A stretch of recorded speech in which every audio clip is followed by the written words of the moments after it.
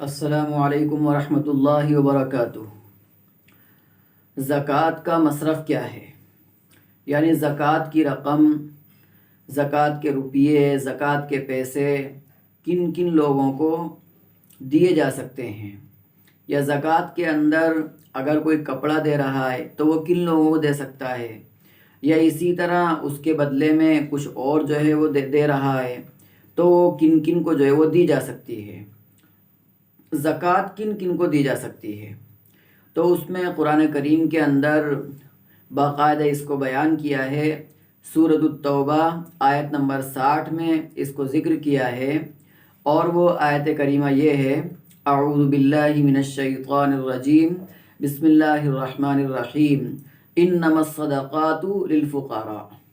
کہ صدقات یعنی زکوٰۃ، تو زکوٰۃ جو ہے وہ فقراء کے لیے ہے کہ فقراء کو دی جا سکتی ہے۔ اور اسی طرح اس کے آگے ہے والمساکین، مساکین جو ہیں ان کو بھی زکوٰۃ دی جا سکتی ہے۔ اب یہاں پر فقراء کون ہیں اور مساکین کون ہیں؟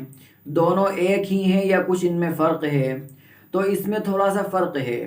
فقیر جو ہے یہ تو اس کو کہیں گے جس کے پاس نصاب سے کم مال ہو،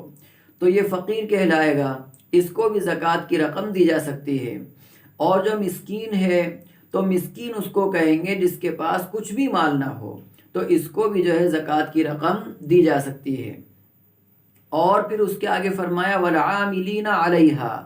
عاملین علیہا سے مراد زکوٰۃ کو وصول کرنے والے، یعنی اللہ کے نبی علیہ السلام کے زمانے میں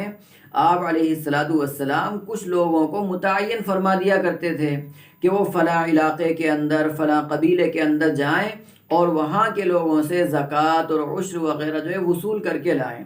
تو ایسے لوگ جو اپنا شب و روز، اپنے جو ہے دن اور رات زکوٰۃ کی وصول یابی کے لیے جو ہے لگا دیتے ہیں، اور اس میں اپنا سب کچھ جو ہے وقت قربان کر دیتے ہیں، تو ان کو زکوٰۃ کی رقم جو ہے وہ دی جا سکتی ہے۔ اور پھر اس کے آگے فرمایا والعاملین علیہا والمؤلفۃ قلوبہم، تالیف قلب کے لیے زکوٰۃ کی رقم جو ہے وہ دی جا سکتی ہے۔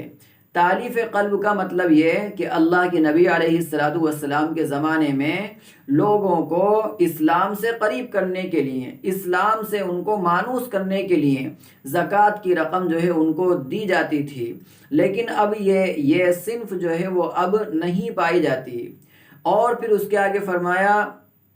وفی الرقاب، رقاب سے مراد جو ہے وہ غلام ہیں، کہ ایسے غلام جو اپنی آزادی کے لیے مدد کے طالب ہوں، تو ان غلاموں کو بھی زکوٰۃ کی رقم دی جا سکتی ہے، تاکہ وہ اس رقم کے ذریعے سے آزادی حاصل کر لیں اور پھر آزادگی کے ساتھ جو ہے وہ زندگی بسر کریں اور زندگی گزاریں۔ اور اسی طرح اس کے آگے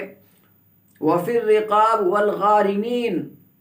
غارمین سے مراد جو ہے وہ قرض دار ہیں، کہ ایسے قرض دار جو اپنا قرضہ جو ہے ادا نہیں کر سکتے، یا کمانے کے بعد بھی ادا نہیں کر سکتے، بہت زیادہ ان کا قرضہ ہے، تو ایسے لوگوں کو زکوٰۃ کی رقم دی جا سکتی ہے تاکہ وہ اس رقم سے اپنا قرضہ جو ہے وہ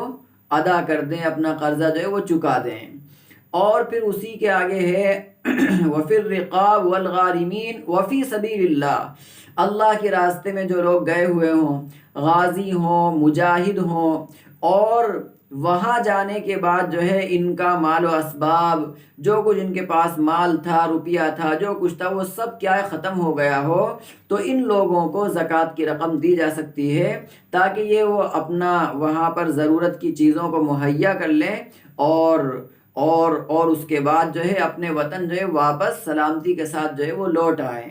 اور پھر اسی طرح اس کے آگے فرمایا وابن السبیل، مسافر ہے تو مسافر جو ہے اس کو بھی زکوٰۃ کی رقم دی جا سکتی ہے۔ اب یہاں پر مسافر سے کون مراد ہے؟ تو ایسا مسافر جو اپنے گھر کا گرچہ مالدار ہو، لیکن جب وہ سفر کے اندر گیا تو اس کا مال ختم ہو گیا، یا اس کی جیب کٹ گئی، اس کا پرس جو ہے وہ گر گیا، اس کا بٹوا جو ہے وہ چھین لیا گیا، یا وہ چوری ہو گیا، کچھ بھی اس کے پاس بچا نہ ہو، تو ایسے شخص کو، ایسے مسافر کو زکوٰۃ کی رقم دے دی جائے تاکہ وہ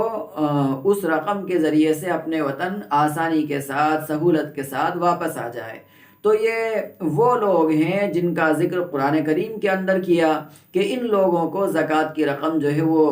دے دی جائے، اور انسان کو ایسے ہی لوگوں کو تلاش کرنا چاہیے جو زکوٰۃ کے حقیقتاً مستحق ہیں، تو ان کو انسان جب زکوٰۃ دے گا تو زکوٰۃ ادا بھی ہو جائے گی، اور پھر زکوٰۃ دینے کا جو اجر و ثواب ہے وہ اللہ کے یہاں اس کو ملے گا۔